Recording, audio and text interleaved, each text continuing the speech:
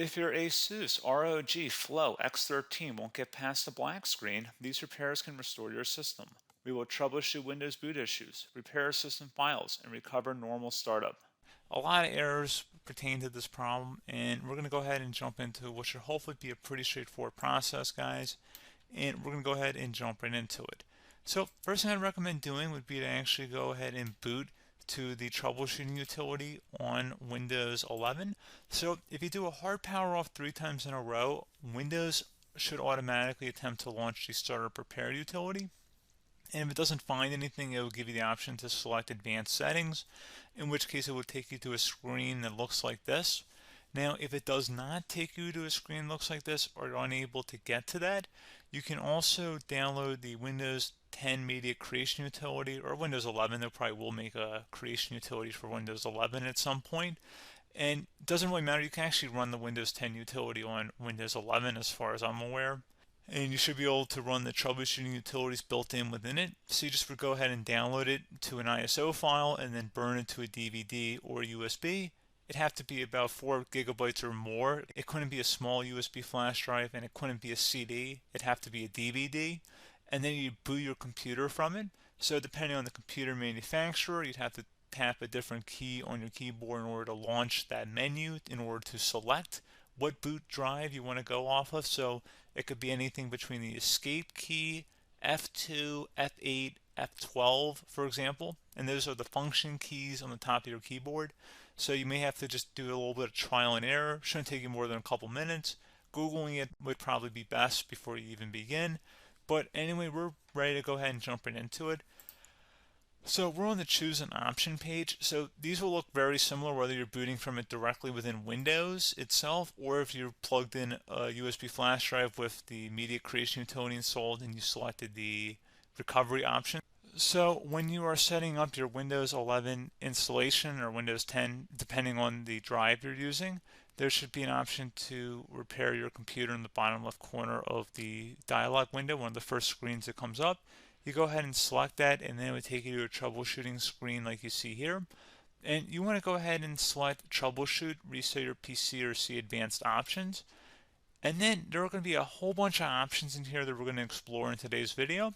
The first one, we're going to actually go underneath advanced options and then select startup repair, fix problems that keep Windows from loading. So go ahead and select that first.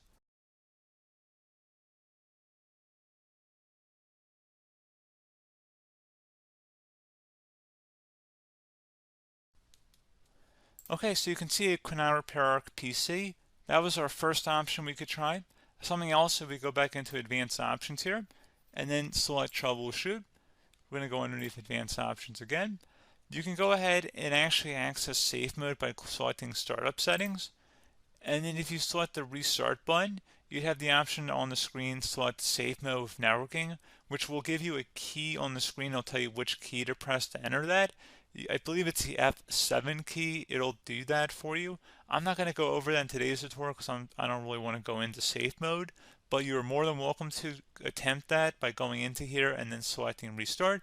Again, it'll launch another screen. It'll say what key do you want to press, and it'll give you like 7 or 8 different options, and you want to select safe mode with networking. There's also an option for a command prompt too, but that's going to be something we're going to cover later in this video, and we don't even have to go through that in order to access it. So that's why I'm not going to really push for that, because unless you know exactly what's causing the problem, you probably don't need to go into safe mode. Unless you're trying to recover files, in which case then you definitely can go into safe mode, but we're trying to actually recover our computer here. So I hope that makes sense. Something else we can also try here as well would be to uninstall updates, remove recently installed quality or feature updates from Windows. So if you go ahead and select that, you can uninstall the latest quality updates, which generally is the more day-to-day updates. Feature updates are the less regularly released ones, like the big ones. I would equate it to service packs in like Windows 7 and Windows Vista and Windows XP. So larger updates that occur once or twice a year at most. And the quality updates are more just a regular update. So probably obviously depend, it'll take longer if you're going to try and uninstall the latest feature update versus quality update. And maybe you don't need to go back that far. So just giving you guys a couple pointers with that. Something else you can also look at here, and we're going to jump into the command prompt in a little bit, But you can select System Restore, which will use a restore point recorded on your PC to restore Windows. And this is something I would highly recommend here, guys. So select Next. Assuming you have a restore point saved on your computer, you go ahead and select the most recently created one, and you'll select Next, and then you'll select the drive. You shouldn't actually have to select the drive. You can scan for affected programs, but we're going to keep it all default here, and then we're going to select Finish. So once started, System Restore cannot be interrupted. Do you want to continue?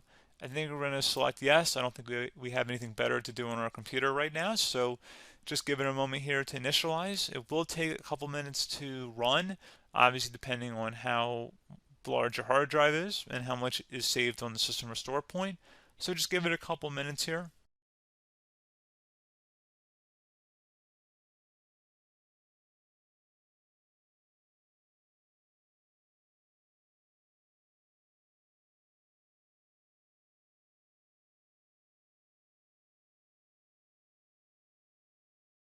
Okay, so you can see the system has been restored successfully. We're going to go over a couple different methods addition to that if that did not work. So I'm just going to pause the video and we're going to start back on the recovery screen that we started with. Okay, so a couple other things we can try here too. If you go back into troubleshoot, you can select reset your PC, while you choose to keep or remove your personal files and then reinstalls Windows. You can select to keep my files, which will remove apps and settings but keeps your personal files. You can also select remove everything, which will remove all of your personal files, apps, and settings.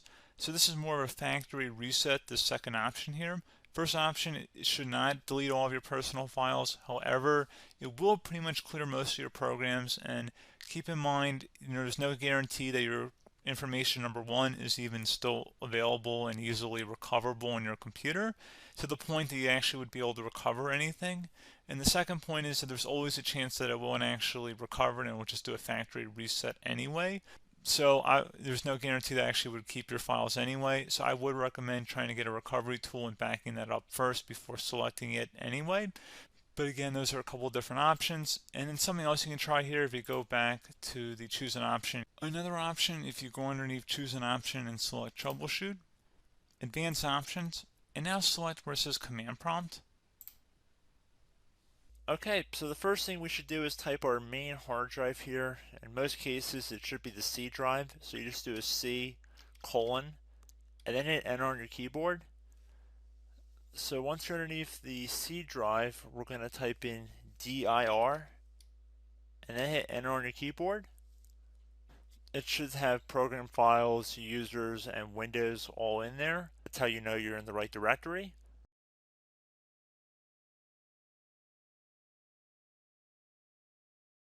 In some cases, it might be the D drive as well, so just keep that in mind.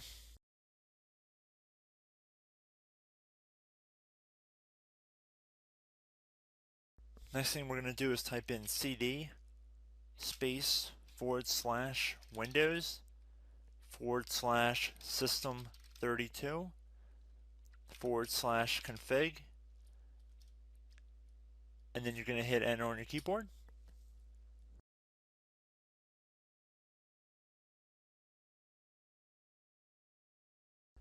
So now you're going to type md space backup.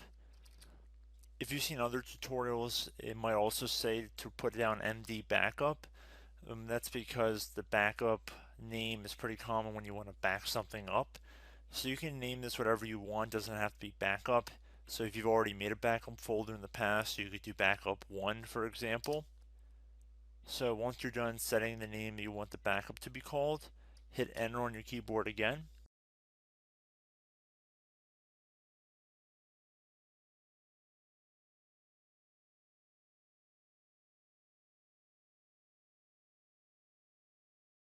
At this point you want to type copy, C-O-P-Y, space, then you want to do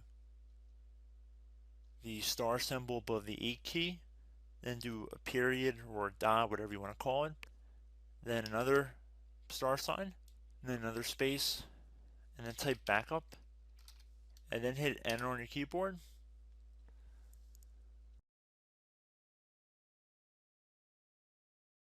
Now you want to type cd reg back, REG BACK, and then hit enter on your keyboard.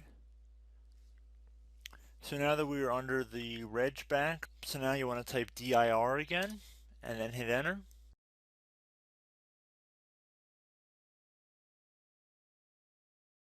So now at this point we're going to type copy again. So copy, space, star sign, dot, another star sign, space, and then 2 dots.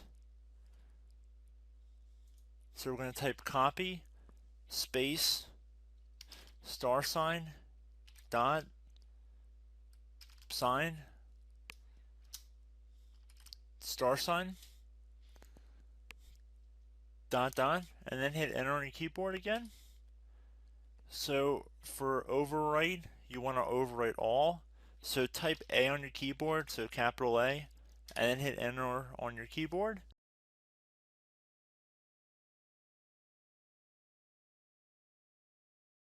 So at this point you should be good to go. You can close out of the command prompt window, and if you accidentally continue to Windows 10 you should be all set. So I hope one of these 3 or 4 different methods we went through in this tutorial helped you guys out.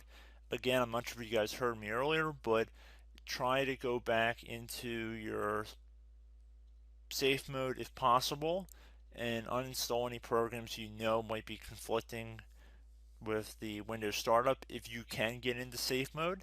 So just keep that in mind. Something very simple like that could be blocking up everything. So again, I hope this tutorial helped you guys out, and I will catch you in the next tutorial. Goodbye.